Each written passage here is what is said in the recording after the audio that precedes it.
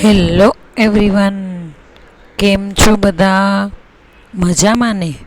Hope you all are fine and safe. તો વિદ્યાર્થી મિત્રો, આજે આપણે વિભાગીય સેક્રેટરી વિશેની માહિતી મેળવશું. વિભાગીય સેક્રેટરીને આપણે ડિપાર્ટમેન્ટલ સેક્રેટરી તરીકે ઓળખીએ છીએ. ખાસ આ આપણી ભારતની ચૂંટણી પ્રથાની જ એક વસ્તુ છે કે જેને આપણે ડિપાર્ટમેન્ટલ સેક્રેટરી તરીકે ઓળખીએ, જેને આપણે વિભાગીય અધિકારી તરીકે ઓળખીએ છીએ. તમને બધાને ખબર છે કે આપણા દેશની ચૂંટણી પ્રથા કઈ રીતે ચાલે છે. આપણા દેશમાં બે રીતના ચૂંટણી થાય, એક પ્રત્યક્ષ ચૂંટણી અને એક પરોક્ષ ચૂંટણી. આપણે એમાં વધુ આગળ નહીં પડતા, આપણા પ્રજા દ્વારા ચૂંટણી થાય છે અને વિધાનસભ્યો કે સાંસદ છે એ ચૂંટાય છે. જે પક્ષ બહુમતી ધરાવતો હોય એ પક્ષ શું કરે તો કે સરકાર રચવાનું કાર્યક્રમ કરે. તમને બધાને ખબર છે કે જે પક્ષને વધારે પ્રમાણમાં મત મળે, બરાબર, કે જે પક્ષને બહુમતી મળે એ પક્ષ શું કરતો હોય છે તો કે પોતે પોતાની સરકારની રચના કરવાનું કામ કરતા હોય છે.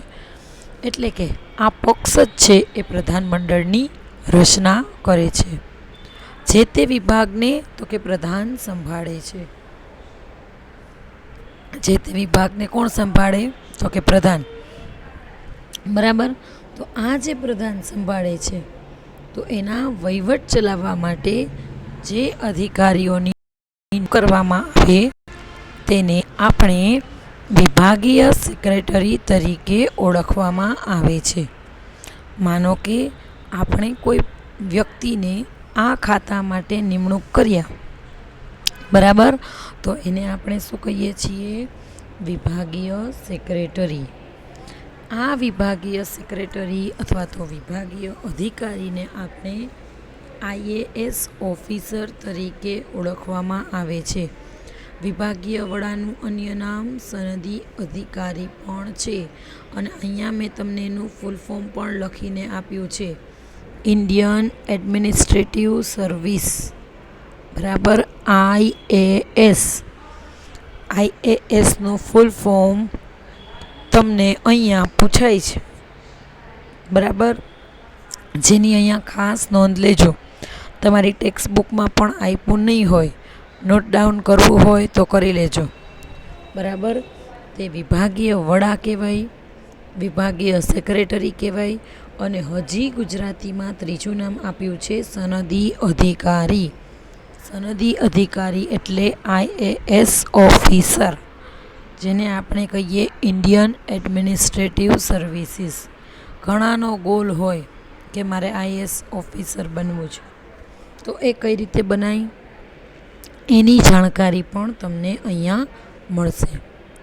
આવા જે કંઈ પણ અધિકારી છે એમનું મુખ્ય કાર્ય શું છે તો કે જે તે વિભાગ હોય એ નીતિ ઘડતર મુજબ ચાલે છે કે નહીં એ જોવાનું કાર્ય કોણ કરે? વિભાગીય અધિકારી, બરાબર. નીતિ ઘડતર મુજબ કાર્યક્રમ ચાલે છે કે નહીં તે જોવાનું કામ કોણ કરે છે તો કે વિભાગીય અધિકારી. તે જે તે વિભાગનું કાર્ય નિષ્ઠાપૂર્વક થાય, પ્રામાણિકપણે થાય, કાયદાકીય રીતે થાય, તો આ બધું સંચાલન કરવાનું હોય છે. દાખલા તરીકે મેં તમને કીધું હતું, શિક્ષણ વિભાગના સેક્રેટરી એટલે શિક્ષણ મંત્રી, ગૃહ વિભાગના સેક્રેટરી એટલે ગૃહમંત્રી. અહીંયા જો છોકરાઓ આમ જોઈએ ને તો રાજકીય સેક્રેટરી અને વિભાગીય સેક્રેટરી, બરાબર, બંને એકબીજા સાથે સમાનતા ધરાવતા હોય છે. ભારતમાં આ બંનેનો આપણે શું કરીએ છીએ? ઉપયોગ કરીએ છીએ, બરાબર. ત્યારબાદ આપણો આજનો ટોપિક છે મંડળના સેક્રેટરી. કયો છે? મંડળના સેક્રેટરી. મંડળના સેક્રેટરી એટલે શું? છોકરાઓ, આપણે માનવ સંસ્કૃતિ વિશેનો અભ્યાસ કરીએ છીએ. માણસની સંસ્કૃતિ જેમ વધે બરાબર, એમ એની વિકાસ છે એની પણ આગળ કૂંચ વધતી જાય છે. અને જેમ જેમ માણસનો વિકાસ થાય તેમ તેમ આર્થિક, સામાજિક, સાંસ્કૃતિક આ બધી બાબતોનો પણ વ્યાપ અને વિસ્તારમાં ફેરફાર થતા જાય છે. કોઈ એક વ્યક્તિ છે એ આ બધી જ વસ્તુઓ સંભાળી શકે તેમ નથી.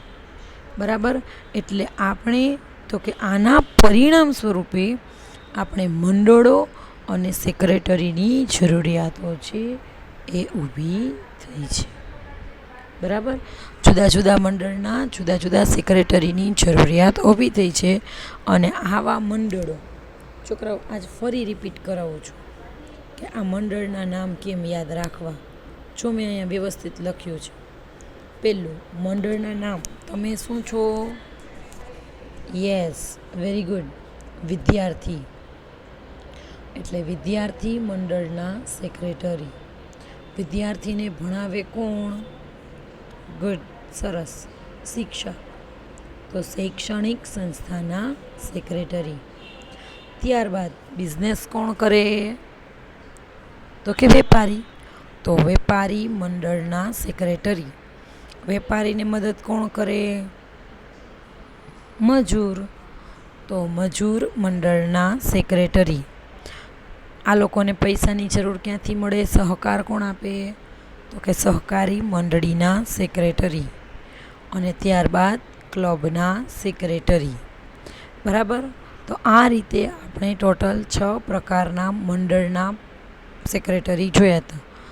સેક્રેટરીના પણ મુખ્યત્વે 6 પ્રકાર અને મંડળના સેક્રેટરીના પણ મુખ્યત્વે 6 પ્રકાર પાડી શકાય છે.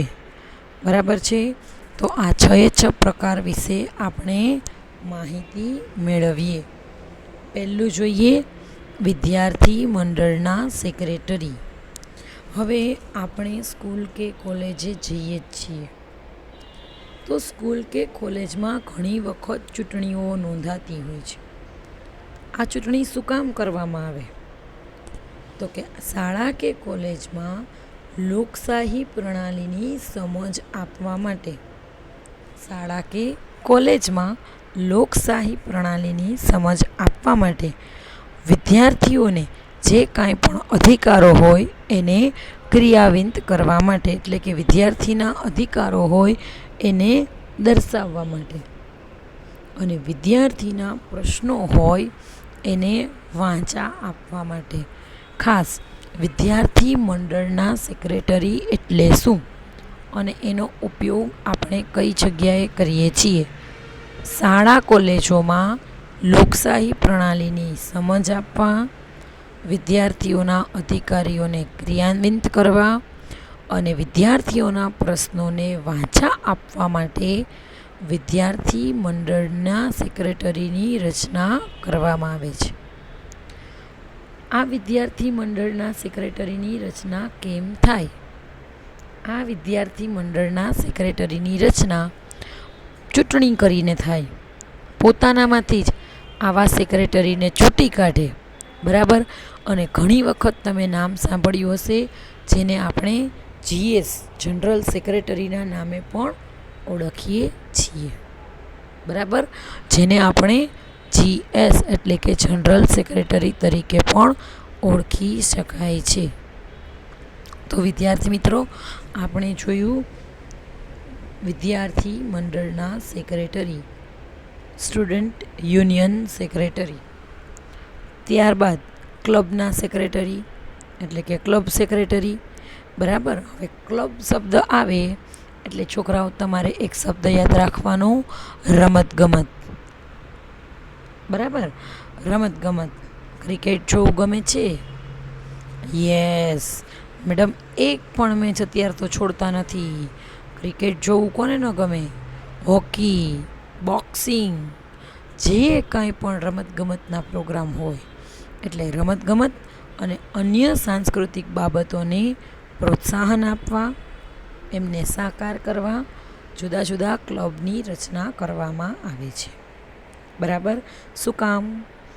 જે કાંઈ પણ રમતગમત છે અને સાંસ્કૃતિક બાબતોને પ્રોત્સાહન આપવા માટે અને આ બાબતોને સાકાર કરવા માટે આપણે ક્લબના સેક્રેટરીની રચના કરીએ છીએ. છોકરાઓ, અહીંયા જે સેક્રેટરી છે એના ઉદાહરણો મહત્ત્વના છે.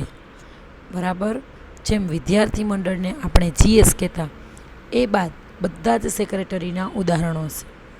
તમે નામ સાંભળ્યું હશે, સ્પોર્ટ્સ ક્લબ ઓફ ગુજરાત. બરાબર, આ બધી જ જુદી જુદી રમતો માટે કાર્ય કરતા હોય છે. આખું ગુજરાત માટેનું છે sports club of Gujarat.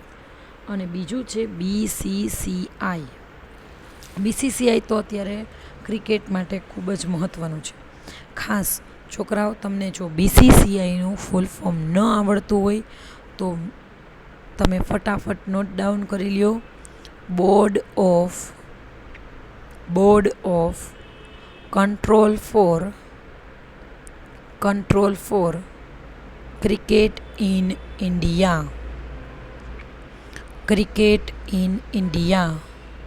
Video સાંભળતા તમે બુક અને પેન લઈને જો સાથે બેસશો તો તમારે ફૂલ ફોર્મ ફટાફટ યાદ રહી જશે. સ્પોર્ટ્સ ક્લબ ઓફ ગુજરાત, તો એનું કાંઈ ફૂલ ફોર્મ હોય નહીં, પણ BCCIનું તો ફૂલ ફોર્મ હોય ને હોય જ. બરાબર, બોર્ડ ઓફ કંટ્રોલ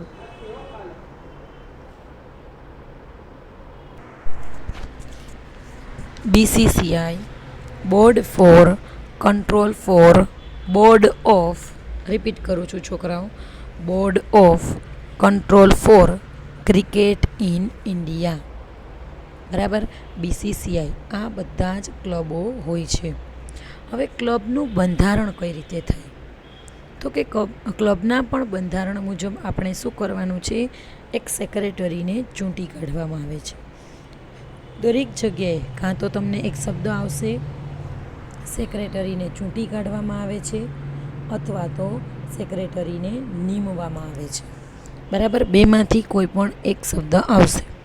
બધા જ પોઈન્ટમાં વિદ્યાર્થી મંડળમાં હતું કે વિદ્યાર્થીઓ પોતાનામાંથી જ આવા સેક્રેટરીને ચૂંટી કાઢશે. ક્લબમાં પણ સેક્રેટરીને ચૂંટી કાઢવામાં આવે છે અને નિમવામાં આવે છે. આ બંને વર્ડનો આપણે ઉપયોગ કર્યો છે. હવે ક્લબના સેક્રેટરીનું મુખ્ય કાર્ય જણાવો.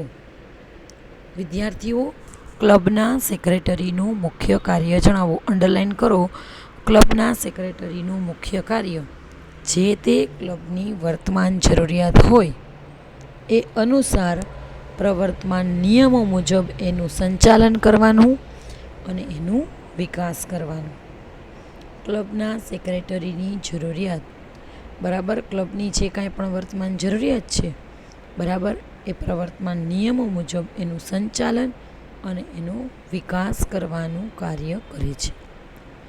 ત્યારબાદ શૈક્ષણિક સંસ્થાના સેક્રેટરી, એજ્યુકેશનલ ઇન્સ્ટિટ્યૂટ સેક્રેટરી. આ સેક્રેટરી તમારે ભણવું ખૂબ જ સહેલું છે. આ સેક્રેટરી તમારે ભણવું ખૂબ જ સહેલું છે. 3 શહેરના નામ યાદ રાખો: દિલ્હી, કોટા, અમદાવાદ. દિલ્હી, કોટા, અમદાવાદ. દિલ્હી, કોટા, અમદાવાદ જેવા મોટા શહેરોમાં શૈક્ષણિક સંસ્થાનું એક આપણે વિશાળ સંકુલ ઊભું કર્યું છે. બરાબર, ત્યાં મોટી મોટી યુનિવર્સિટીઓ હોય, શૈક્ષણિક નીતિ બદલવી હોય તો આ બધી કઈ જગ્યાએ છે? તો કે દિલ્હી, કોટા અને અમદાવાદ.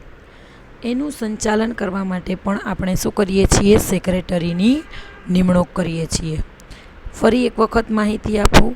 દરેક સેક્રેટરીમાં કાં તો સેક્રેટરીને ચૂંટી કાઢીએ છીએ, કાં તો નિમવામાં આવે છે ને કાં તો નિમણૂક કરવામાં આવે છે. આવા શબ્દો એટલે આનો અર્થ જે થાય કે બધી જગ્યાએ સેક્રેટરી હોવા જોઈએ. સેક્રેટરી શું કરે? તો કે આવી સંસ્થામાં મુખ્ય વહીવટી અધિકારી તરીકે પોતાની ફરજ બજાવતા હોય છે. આને આપણે કહી શકીએ શૈક્ષણિક સંસ્થાના સેક્રેટરી. ત્યારબાદ મજૂર મંડળના સેક્રેટરી, જેને આપણે કહીએ લેબર યુનિયન સેક્રેટરી. હવે આપણા દેશમાં મજૂર વર્ગ આમ પણ વધારે છે, તો તમારે મજૂર વર્ગના તો સેક્રેટરી જોવા જ જોઈએ. બરાબર, हमारी मांगे पूरी करो, हमें पगार बढ़ा दो, બરાબર. ઘણા બધા પ્રશ્નો હોય મજૂરોના, તો એને આપણે દર્શાવવા ક્યાં? તો એના માટે મજૂર મંડળના સેક્રેટરીની રચના કરવામાં આવી છે. દેશમાં વિવિધ ક્ષેત્રોમાં કાર્ય કરતા મજૂરો હોય કે કર્મચારી પોતાની દેશમાં કામ કરતા મજૂરો હોય કે કર્મચારી હોય પોતાની માંગણીઓ સત્તા અથવા તો સરકાર, જેની પાસે સત્તા હોય તો સત્તા અને જેની પાસે સરકાર હોય તો સરકાર, આના સમક્ષ રજૂ કરવા માટે એક મંડળો બનાવે છે, જેને મજૂર મંડળ તરીકે ઓળખવામાં આવે છે. દાખલા તરીકે ભારતમાં 2 મંડળો છે, એક ઇનટુક અને બીજું આઈટુક. બરાબર. ભારતમાં કેટલા છે? તો કે ઇનટુક અને આઈટુક. ફરી પાછો પ્રશ્ન, મેડમ આમાં તો કાંઈ ના સમજાણું. મને ખબર જ છે બાળકો, તો ચાલો ફરી બુક અને પેન લ્યો. INTUC, Indian National Trade Union Congress.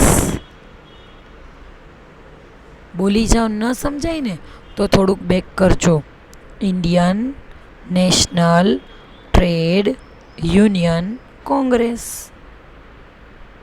Indian National Trade Union Congress. ત્યારબાદ ITUC, International Trade Union Confederation. ITUC, International Trade Union Confederation. બરાબર. અહીંયા ભારતમાં ઇનટુક અને આઈટુક આવી 2 સંસ્થાઓ છે કે જે મજૂર હોય કે કર્મચારીઓ હોય એના મંડળો ચલાવે છે. હવે આ મંડળો શું કરે? તો કે પોતાની માંગણીઓ હોય એને અસરકારક બનાવવા અને રજૂઆત કરવા આવા સેક્રેટરીની નિમણૂક કરે છે કે જો મજૂરોને કોઈને કાંઈ પ્રશ્ન થાય તો મજૂર વતી આવા લોકો જ છે એ બધી જ માંગણીઓ પોતે ફિલફિલ કરી દે. હવે ભારતના એક ભૂતપૂર્વ રાષ્ટ્રપતિ હતા શ્રી વી ગિરી. નામ યાદ રાખજો. ભારતના ભૂતપૂર્વ રાષ્ટ્રપતિ શ્રી વી 1922માં, ક્યારે? 1922માં અખિલ ભારતીય રેલ કર્મચારી સંઘની સ્થાપના કરી હતી. આ પ્રશ્ન છોકરાઓ તમને MCQ VSQમાં પૂછાય જ. ભારતના ભૂતપૂર્વ રાષ્ટ્રપતિ શ્રી વી ગિરીએ 1922માં અખિલ ભારતીય રેલ કર્મચારી સંઘની સ્થાપના કરી હતી. તો અહીંયા આપણે 4 મુદ્દા જોયા: વિદ્યાર્થી મંડળના સેક્રેટરી, ક્લબના સેક્રેટરી, શૈક્ષણિક સંસ્થાના સેક્રેટરી અને મજૂરના સેક્રેટરી. ત્યારબાદ આપણે વેપારી મંડળના સેક્રેટરી તમારે જોવાના છે અને સહકારી મંડળીના સેક્રેટરી વિશેની માહિતી મેળવશો. Trade association secretary. તમે છોકરાઓ તારક મહેતા કા ઉલ્ટા ચશ્મા જોતા હશો. યસ, વેકેશનમાં તો મેડમ અમે એ જ કામ કર્યું છે ને? યસ. તો એ અમે કેમ ભૂલી શકીએ? તો એના વિશે એમાં પણ આપણે વેપારી મંડળના સેક્રેટરી જેઠાલાલના મોઢેથી સાંભળ્યું જ હોય. તો આ વેપારી મંડળો હોય, ઉત્પાદક મંડળો હોય, સેવા મંડળીઓ હોય, એ પોતાના ધંધો હોય કે રોજગારમાં જે કાંઈ પણ ઉદ્ભવતા પ્રશ્નો હોય એની રજૂઆત કરવા. અત્યારે જ કોરોના કાળ છે છોકરાઓ, બરાબર. બધાને પ્રશ્ન છે કે વેપાર ધંધા ચાલતા નથી, તો આખું વેપારી મંડળ, સ્કૂલ એસોસિએશન, રિક્ષા એસોસિએશન, આ બધા જ બિઝનેસ હોય એનું એક પોતાનું મંડળ હોય અને આ મંડળમાં બધી જ વસ્તુની વાતચીત કરતા હોય. એટલે વેપારી મંડળો હોય, ઉત્પાદક મંડળો હોય, સેવા મંડળો હોય, એ પોતાના ધંધા અને રોજગારમાં જે કાંઈ પણ પ્રશ્નોની રજૂઆત કરવી હોય, ઉદ્ભવતા પ્રશ્નોની રજૂઆત કરવી હોય, એનો ઉકેલ લાવવો હોય, તો આવા એસોસિએશન કે મંડળ, ઇંગ્લિશમાં એને એસોસિએશન કહેવાય અને ગુજરાતીમાં આપણે એને મંડળ તરીકે ઓળખીએ. એટલે આવા મંડળની રચના કરે છે. ભારતમાં દરેકમાં બબે ઉદાહરણ છે. ભારતમાં તો કે ચેમ્બર ઓફ કોમર્સ, ભારતમાં ચેમ્બર ઓફ કોમર્સ અને બીજું ફિક્કી. તો છોકરાઓ ફરી પ્રશ્ન થયો, મેડમ ફિક્કી એટલે શું? લઈ લ્યો પેન અને book. Federation of Indian chambers of commerce, chambers of commerce and industry. આખું ફૂલ ફોર્મ ફરી રિપીટ કરું છું. Federation of Indian chambers of commerce and industry. બરાબર. ખાસ એમની એક સ્થાપના પણ લખી નાખજો, જે તમને વારંવાર તમારી પરીક્ષામાં પૂછાય છે. ફિક્કીની સ્થાપના 1927માં થઈ છે. ફિક્કીની સ્થાપના 1927માં થઈ છે. બરાબર. તો ખાસ ભારતમાં ચેમ્બર ઓફ કોમર્સ. તમને અહીંયાથી સ્વાધ્યાયમાં એક ક્વેશ્ચન પણ છે, વેપારી મંડળોના નામ જણાવો. તો ભારતમાં 2, ચેમ્બર ઓફ કોમર્સ અને ફિક્કી, જ્યાં પણ સેક્રેટરીની નિમણૂક કરવામાં આવે છે. અને આવા મંડળો છે એ સંચાલક મંડળના, આવા લોકો છે એ આવા મંડળોનું સંચાલન કેવી રીતે થાય? તો કે મંડળના બંધારણ પ્રમાણે. ત્યારબાદ સહકારી મંડળીના સેક્રેટરી, કોઓપરેટિવ સોસાયટી સેક્રેટરી. હવે આવા સેક્રેટરી છે એ આર્થિક, સામાજિક, સાંસ્કૃતિક એના ઉત્થાન માટે, ઉત્થાન એટલે એક શબ્દ લખી નાખજો, વિકાસ માટે આવી સહકારી મંડળીની રચના કરે છે. ભારતમાં 2, હાઉસિંગ સોસાયટી માટે ટૂંકમાં લખ્યું છે કોઓહા, એટલે કે cooperative housing society, cooperative housing society. અને શાળા, કોલેજ કે અન્ય સંસ્થાઓ માટે સ્ટાફ ક્રેડિટ સોસાયટી, એટલે સ્ટાફ ક્રેડિટ કોઓપરેટિવ સોસાયટીની રચના કરી છે. બરાબર. હાઉસિંગ સોસાયટી માટે કોઓપરેટિવ હાઉસિંગ સોસાયટી અને શાળા, કોલેજ કે અન્ય સંસ્થાઓ માટે સ્ટાફ ક્રેડિટ કોઓપરેટિવ સોસાયટીની રચના કરી. જેમાં પણ તો કે એક સેક્રેટરીની નિમણૂક કરી અને આ સેક્રેટરી મંડળના નીતિ નિયમ મુજબ કામ કરે છે. આપણે ટોપિક જ મંડળના સેક્રેટરી જોઈએ છીએ. બરાબર. તો બધા જ લોકો મંડળના સેક્રેટરી પ્રમાણે જ કામ કરતા હોય છે. વિદ્યાર્થીઓ, અત્યારે મેં તમને ઘણા બધા પારિભાષિક શબ્દો લખાવ્યા છે. બરાબર. છતાંય કોઈને સ્પેલિંગ મિસ્ટેક ન થાય તો એના માટે અહીંયાનો સ્ક્રીનશોટ લઈ લેજો. બરાબર. અહીંયા ફિક્કી, BCCI, ઇન્ટુક, આઈટુક, બરાબર, board of director, PA personal assistant, આ બધાના ફૂલ ફોર્મ આપ્યા છે. પણ હજી આમાં 2 ફૂલ ફોર્મ લખી નાખજો. GS જનરલ સેક્રેટરી, GS જે આપણે વિદ્યાર્થી મંડળમાં જોયું હતું, જનરલ સેક્રેટરી. અને એક આવશે IAS, Indian administrative service, IAS Indian administrative service. જો વિદ્યાર્થી મિત્રો તમને કોઈને કંઈ ડાઉટ હોય, ક્વેરી હોય, કોઈ ક્વેશ્ચન હોય તો તમે મને પૂછી શકો છો. આ ચેપ્ટરમાં શું લખવાનું છે એની PDF આજે સાંજ સુધીમાં હું તમને મોકલી દઈશ. Thank you all of you. Bye. Have a nice day.